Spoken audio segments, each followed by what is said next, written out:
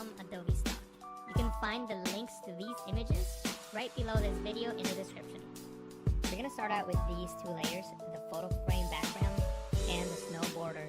I have them on two separate layers, of course. And right below this video in the description, separate layers, of course. And what we want to do is we want to isolate this black area here. We can, of course, create a selection around the black of it, and I'm going to zoom in to the corner here and release the Z key. It'll bring me back to the pen tool, which I had selected. Make sure that you have shape on the options panel on the drop down. Click on one corner and click on the next. Hold the space bar, hand down, click on the bottom right corner, and then click on the bottom on the left. Then I'm going to enable the layer right above that, and I'm just going to make a selection around the snow border. So I'm going to click on the quick selection tool, and I'm simply going to click and drag around her. Now you don't have to be very precise at this moment. You can just click and drag, and we'll worry about the details later. So we're just going to select her as quick as we can. So I'm just clicking and dragging. And what you're going to do is when you move one of those layers with the move tool, it moves both. And they can be in different groups and they can be separated, so that allows us to keep those two layers together. What I'm going to do now is press Ctrl P, Command T to transform, to scale this and adjust it accordingly. If you can't see all four corner handles, then I'm going to click and drag on this one here to scale it down while holding Shift, Alt, that's Shift option on the Mac. Now at this point, we can go back and adjust the layer mask if we need to. So I'm going to zoom in just so we can see the areas that we need to edge with a negative value and see how that's adjusted. So we keep adjusting it, making sure that that line is gone, but we don't lose any detail that we want to keep. Also, with this brush selected, I can click and drag here on the hair. Hopefully we'll get better selection. Now, I didn't do that good of a job here, so I'm just going to leave it like this for now, and then I can come back with the brush tool and fix that in a moment. So I'm going to press OK, click on the brush tool, paint with white in areas that I want to keep. So I'm just going to paint with white in these areas here.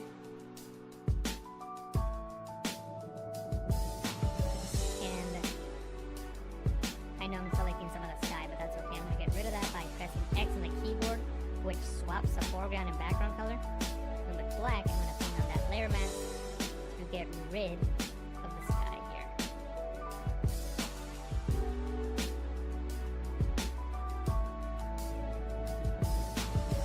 And I'm not going to take the time to do so now.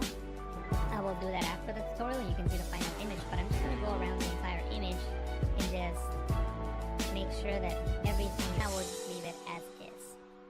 I'm going to press Z on the keyboard, right click, and choose fit. We're going to use this shovel with the snow, so let me just double click on that to open that up. And by the way, the links to these files are on the description. You have to download them from Adobe Stock.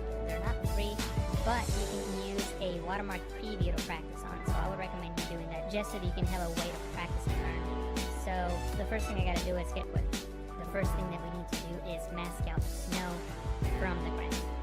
So I'm going to go to the channels panel, and I'm going to look for the channel that's got the most contrast. In this case, the blue channel. I'm going to click and drag on the blue channel and drop it here in the new channel icon, duplicate it. Now with the duplicate channel, I can start making adjustments to it. The first thing I'm going to do is fill with white on the areas that I want to keep for sure. So with the lasso tool selected, I'm just going to click and drag and make a very rough selection of the areas that I know for sure I want to keep, which is all this top part here. Now that I have the selection active, I can fill with white. White is currently my foreground color. To fill with the foreground color, you can hold Alt, Backspace, Option, Backspace on the Mac, then Control D, Command D on the Mac to deselect. Now we gotta work on this bottom part. There's a feature in Photos called Apply Image. You go into Image, Apply Image. What Apply Image allows you to do is to take an image and apply it onto itself using a blend mode. In this case, we're taking the blue copy, applying the screen blend mode onto itself. So notice what happens here on the snow on the edge. It essentially turns white, which is what we want. Leave it off right, so we have more contrast between the snow and the ground. And remember, we're going to be making a selection. Anything that's white in this screen will be selected. Anything that is black will be deselected. So I'm gonna drag this one over to the left a little bit. I'm looking at the edges here. And maybe drag this one to the left as well. And press OK. Now, what I'm gonna do now is click on the brush tool, select black as my foreground color so I can paint with black. I'm gonna increase the size of my brush by clicking on the right bracket key on the keyboard. And I'm just gonna paint with black. And again, you don't have to be very accurate. As long as you get close enough, it should be good.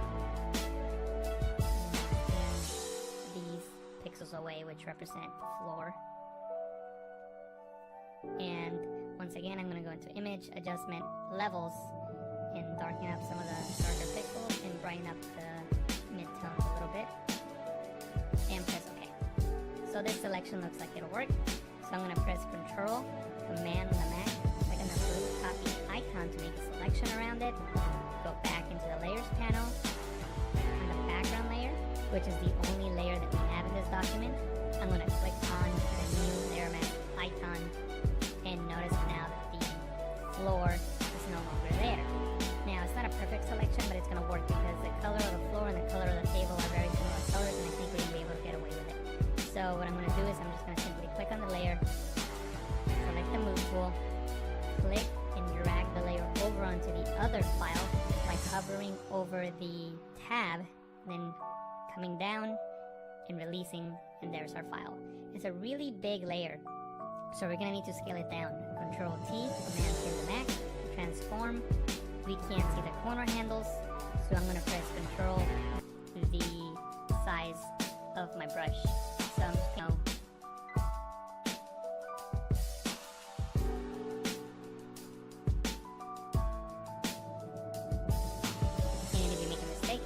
press X on the keyboard to paint with black and maybe shape snow a little bit better. Maybe something like that. What we're going to do now is work with different elements. So I'm going to open up the Libraries panel, and I'm going to open up this file here, which is these snow elements that were also downloaded from Adobe Stock. By the way, if you don't have Photoshop CC, you won't have the Libraries panel, but you can still download the watermark previews onto your desktop and bring them into Photoshop as you would any other image. So you can still work with the previews. So what I'm going to do now is just select one of these elements and bring it over to the file that I'm working with. So I'm going to click on the lasso tool, and I'm going to select this element first. So I'm going to select it, go to Edit and Copy, or you can press Control C. I'm going to deselect that element, Control D, Command D on the Mac, go back into the file that we're working with, and I'm going to paste it here, Control D, Command D on the Mac, and there it is. As you can see, it's a high resolution file, which is good. I'm going to change the blend mode to screen, so the black pixels disappear, and we only keep the bright pixels, in this case the snow. Then I'm going to press Control T, Command T to transform, Control 0, Command 0 for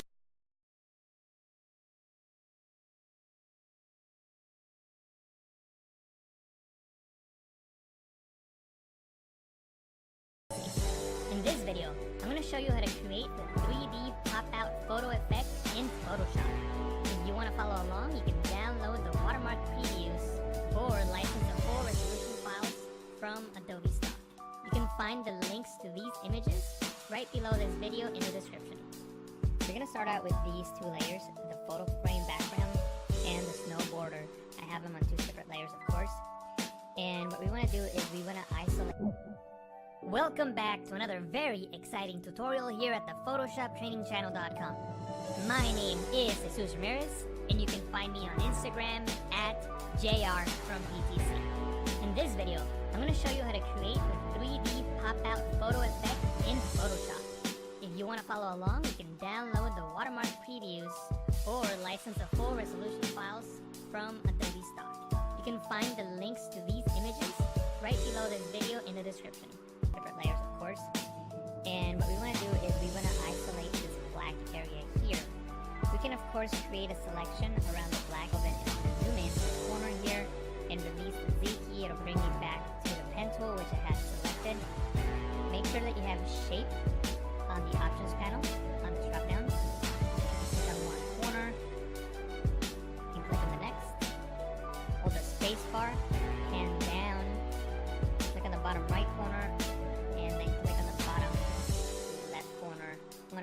spacebar again the image at 100%. And actually, now that I'm looking at it at 100%, I'm actually going to right click on it and choose fit on screen so that I can see the entire composition. Then I'm going to press Ctrl Alt G, Command Option G on the Mac. Then I'm going to enable the layer right above that, and I'm just going to make a selection around the snow border. So I'm going to click on the quick selection tool, and I'm simply going to click and drag around her. Now you don't have to be very precise at this moment. You can just click and drag, and we'll worry about the details later. Okay,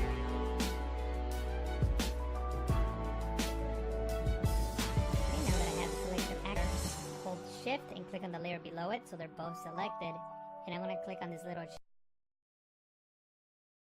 In this video, I'm going to show you how to create the 3D pop-out photo effect in Photoshop. If you want to follow along, you can download the watermark previews or license the full resolution files from Adobe Stock. You can find the links to these images right below this video in the description. We're going to start out with these two layers. I'm going to click and drag her up to the top of the layers panel.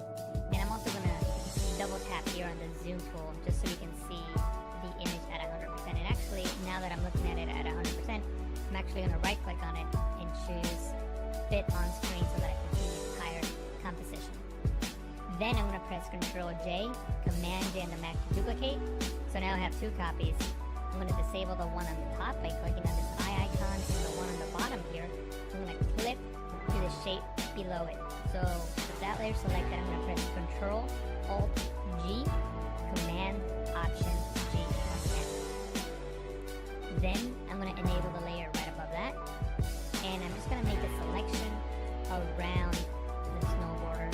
So I'm going to click on the quick selection tool, and I'm simply going to click and drag around her. Now you don't have to be very precise at this moment. You can just click and drag, and we'll worry about the details later. So we're just going to select her as quick as we can. So I'm just clicking and dragging. And notice that my selection is not very accurate. You shouldn't spend too much time at this moment. If you select an area like this part here that is obviously not going to be part of the selection, I'm going to hold Alt Option on the Mac, click and drag just to refine that selection just a little bit more.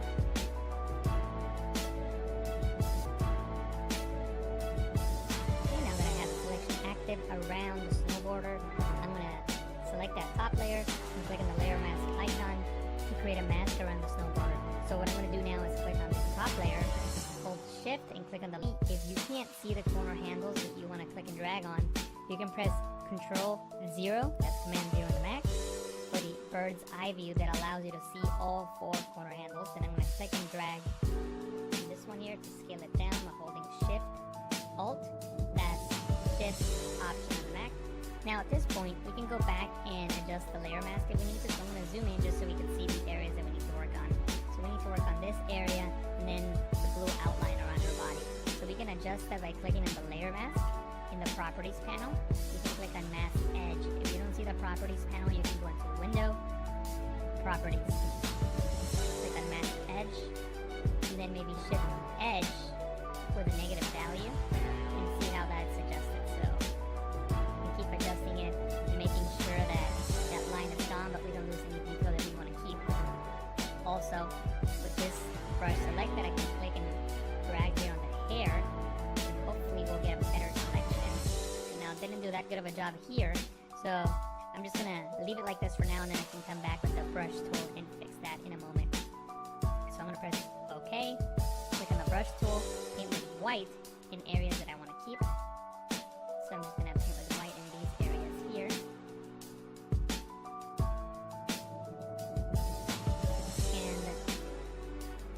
And I know I'm selecting some of the sky, but that's okay. I'm gonna get rid of that by pressing X on the keyboard, which swaps the foreground and background color. And with black, I'm gonna paint on that layer mask to get rid of the sky here.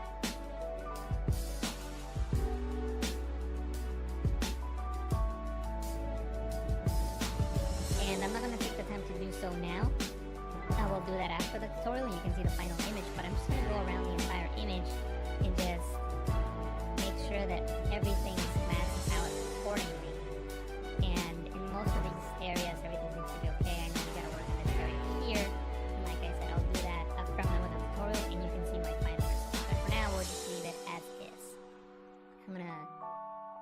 V on the keyboard, right click, and choose fit to screen. And what we're going to work on now is extra elements that are going to help our composite look much more realistic and much more interesting. So from the Adobe stock library, I downloaded 2 elements we're going to use. We're going to use this shovel with the snow, so I'm going to double click on that to open that up. And by the way, the links to these files are on the description. You have to download them from Adobe stock. They're not free, but you can use a watermark preview to practice on. So I would recommend you doing that just so that you can have a way to practice and learn. So the first thing I gotta do is get rid of the shovel. I'm gonna click on the lasso tool. I'm gonna make a selection around the shovel. And as you can see, it's not very accurate. It's okay. Then I can hold Shift and Backspace. Or you can go into Edit, Fill to bring up the Fill menu. Under Content, choose Content Aware and press OK. And Photoshop will fill in those pixels and make the shovel disappear. I'm going to press Ctrl D, Command D on the Mac to deselect. And this is what we're going to work with. The first thing that we need to do is mask out the snow from the ground. So I'm going to go into the Channels panel. And I'm going to look for the channel that's got the most contrast. In this case, the blue channel. I'm going to click and drag on the blue channel and drop it here in the new channel icon, duplicate it. Now with the duplicate channel, I can start making adjustments to it. The first thing I'm going to do is fill with white on the areas that I want to keep for sure. So with the lasso tool selected, I'm just going to click and drag and make a very rough selection on the areas that I know for sure I want to keep. So all this top part here. Now that I have the selection active, I can fill with white. White is currently my foreground color. To fill with the foreground color, you can hold Alt, Backspace, Option, Backspace on the Mac. Then Control D, Command D on the Mac to deselect. Now we gotta work on this bottom part. There's a feature in Photoshop called Apply Image. You go into Image, Apply Image. What Apply Image allows you to do is to